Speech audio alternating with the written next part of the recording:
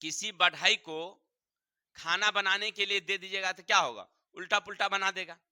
नहीं, खीर में नमक धर देगा, सब्जी में चीनी रख देगा, गड़बड़ हो। अब मीर कासिम उसका भी बाप निकला, अंग्रेजबा का भी बाप निकला।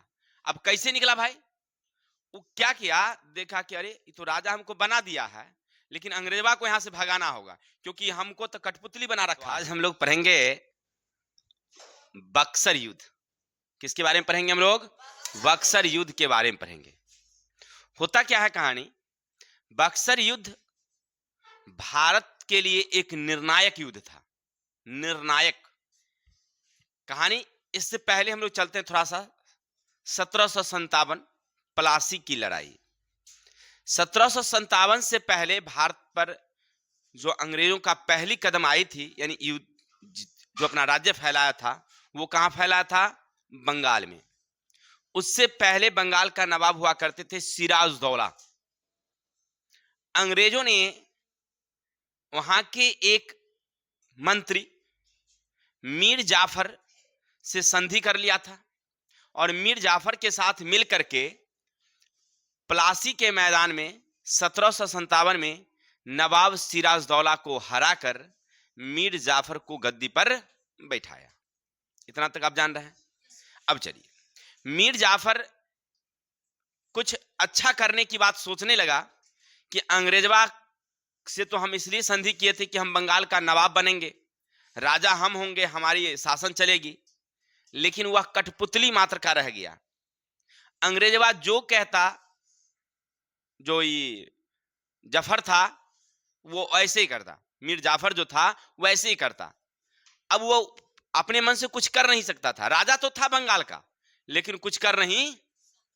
तो सोचा कि अंग्रेजवा को भगाने का कुछ प्रयास किया जाए भाई। अब जब वो भगाने का प्रयास करना शुरू किया तो उसने क्या किया, अंग्रेज भी बहुत तेज, कहा कि अरे भाई, जिसको हम राजा बनाए वही हमरे ही भगाने की कोशिश कर रहा है। ऐसा करते हैं कि इसको हटा देते हैं। और मीर जाफर के दामाद मीर कासिम को गद्दी पर बैठाया।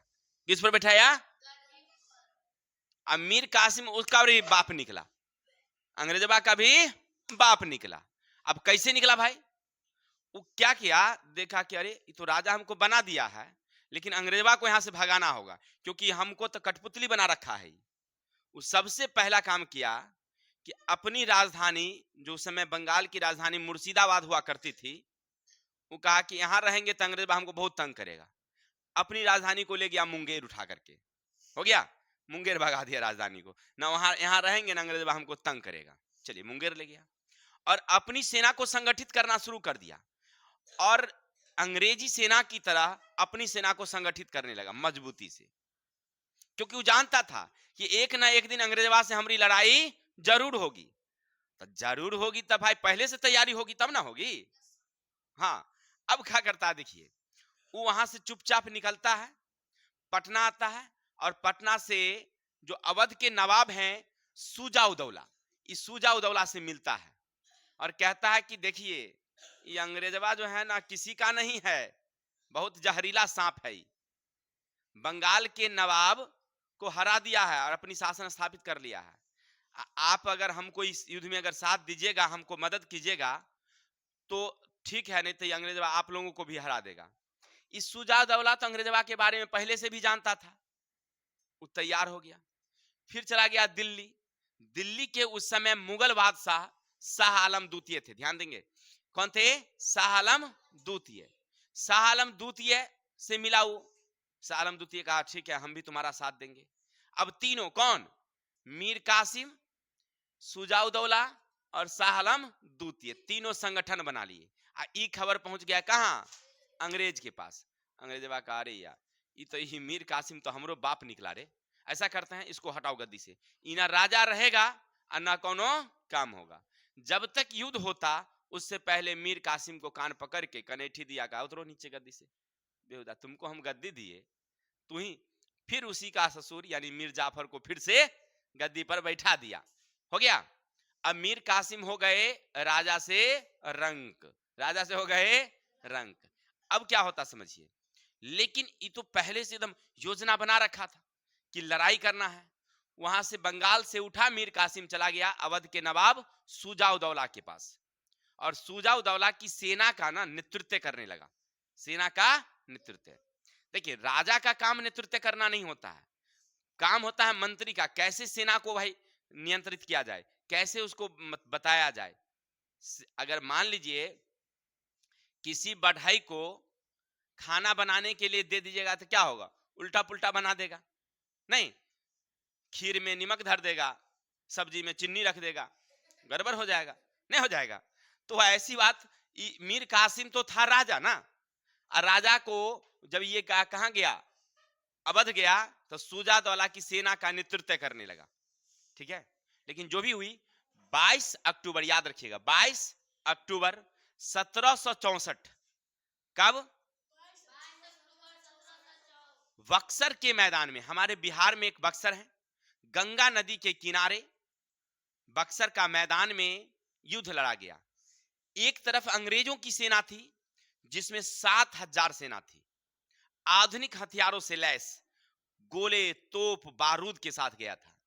और एक तरफ दिल्ली का नवाब, याद रखिएगा, शाह आलम द्वितीय, जो मुगल बादशाह था, मुगल बादशाह सुजाउदौला जो अवध का नवाब था, और बंगाल का भी एक नवाब रखिए, मीर कासिम, अपनी 50,000 सेना और भीड़ जुटाने के लिए वहां के धोबी, वहां के नाई और किसान सबको हथियार थमा दिया, सबको हथियार थमा दिया, और कहा गया कि आप लोग लड़ने के लिए चलिए। अब देखिए दोनों 50,000 सेना के साथ कहां भिड़ गया, बक्सर के मैदान में। अंग्रेज डरने वाला, अंग्रेज तो बहुत तेज तरह का आदमी था। सबसे पहले क्या किया, सुजाउदौला के एगो मंत्री से संधि कर लिया। अंग्रेजवा तो यही फिराक में रहता था, ओकरे एगो मंत्री को समझौता करके अपनी तरफ मिला लिया, कहा ठीक है युद्ध में साथ दोगे ना, तो हाँ तो साथ देंगे, चलो ठीक है। अब क्या हुआ देखिए, 7,000 सेना लेकर ही पहुंचा, जैसे ही 3-4 गो गोला छूटा कि इधर का आधा सेना फरार। काहे लगी, क्योंकि किसान था, नाई था, धोबी था, और उस सबको कभी जिंदगी में बापो जन्म में तो बंदूक छुआ नहीं था, हथियार चलाया नहीं था, गोला छूटा कि डर गया, भाग गया पहले ही। अंग्रेजवा देखा, अरे या ले बला काम हो गया, नहीं, अच्छा चलो जो भी सेना बच गया, युद्ध तो चालू था, लेकिन अंग्रेज बहादुर, क्योंकि उसके पास आधुनिक हथियार थे, तो बारूद थे, गोले थे, दूर तक मार करने वाली बंदूकें थी, है ना, और इधर तलवार, भाला, हाथी, घोड़े से लड़ाई हो रही थी। तो उस जीतने वाला था आदमी। सबसे पहले मीर कासिम जो है गलती कर दिया कि अंग्रेजों पर ना सीधा वार कर दिया, जो इसकी बड़ी गलती थी। हमने अभी बताया ना कि मंत्री थोड़ी था, ये तो राजा था। अब मंत्रित्व तो कभी तो किया नहीं, जो कैसे युद्ध लड़ा जाता है इसको जानकारी नहीं था, और इस सीधा वार कर दिया। अंग्रेज इसको क्षण भर में हरा दिया, ये आत्मसमर्पण कर दिया। अब शाह आलम द्वितीय, वो भी देखा कि अब हम भी जीतने वाले नहीं हैं, तो ये भी संधि कर लिया अंग्रेजों से। बच गए कौन, केवल सुजाउदौला। अब सुजाउदौला अकेले क्या करेंगे, लेकिन इसी का एगो मंत्री था जो अभी हमने बताया था, वो क्या किया, अपनी सेना को वापस हटने का निर्णय दे दिया। देखिए राजा को कोई नहीं पहचानता है, राजा को कोई सेना पहचानता नहीं, पहचानता किसको है, मंत्री को। मंत्री उसको वेतन देता, मंत्री उसको सब कुछ करता है, नहीं करता है, ट्रेनिंग। तो मंत्री उसको आदेश दे दिया सेना को कि वापस हटो, क्योंकि तो अंग्रेजवा से मिलल था, वापस हट गया। बच गए बेचारे सुजाउदौला के कुछ थोड़ी मोड़ी सेना। अब वो क्या करते, वो भी संधि कर दिए। देखिए युद्ध तो हुआ, लेकिन ये युद्ध भारत के निर्णायक युद्ध था, भारत का निर्णायक, क्योंकि उत्तर भारत के 3 महान शक्ति, बंगाल, अवध और दिल्ली के नवाब, तीनों एक साथ अंग्रेजों से लड़े थे, तीनों एक साथ अंग्रेजों से। जब 3 मिल करके अगर अंग्रेजों को नहीं हरा सकता, तो अब कोई माय का बेटा नहीं है जो अंग्रेजों को हरा सकता। एकदम ये निर्णय हो गया। ओकरे बाद जितने राजा थे हमारे भारत के, सब डर गया अंग्रेजवा से। सबके दिमाग में ये समा गया कि जब दिल्ली का नवाब, कौन, मुगल बादशाह, कौन, क्या नाम था ओकरे, शाह आलम द्वितीय, अवध का इतना बड़ा राजा शुजा उदौला, और बंगाल इतनी शक्तिशाली राजा मीर कासिम। जब तीन मिलकर के अंग्रेजबा को कुछ नहीं कर सके, तो हमरे नाना का दिन है जो अंग्रेजबा को हराएंगे। सब धीरे धीरे अंग्रेज से संधि करना शुरू कर दिया। माए बाप तू ही सब कुछ है हमरा ना। और सब भारतीय राजा धीरे धीरे अंग्रेज के लड़ने के बजाय और क्या कर दिया, दोस्ती कर लिया। परिणाम धीरे धीरे पूरे भारत पर अंग्रेजवा ने अधिकार कर लिया। ठीक है, उसके बाद कोई निर्णायक युद्ध नहीं हुआ, उसके बाद कोई युद्ध हुआ ही नहीं, सब डर गया उससे। किससे? अंग्रेज से। ठीक है, तो बक्सर युद्ध को भारत का निर्णायक युद्ध कहा गया, क्योंकि इस युद्ध के बाद अंग्रेजों का रास्ता क्लियर हो गया कि अब कोई लड़ने वाला। ठीक है, तो आपने क्या समझा? बक्सर युद्ध की कहानी कब हुई थी? 22 अक्टूबर 1764। कहां हुई थी? बिहार के बक्सर के मैदान, गंगा नदी के किनारे। कौन कौन लड़े? शाह आलम द्वितीय, शुजा उदौला, मीर कासिम। और इधर से कौन लड़ा? अंग्रेज। ठीक है, किसी को दिक्कत? तो आज के लिए इतनी ही, कल मिलते हैं नेक्स्ट वीडियो के साथ। तब तक के लिए जय हिंद, जय भारत।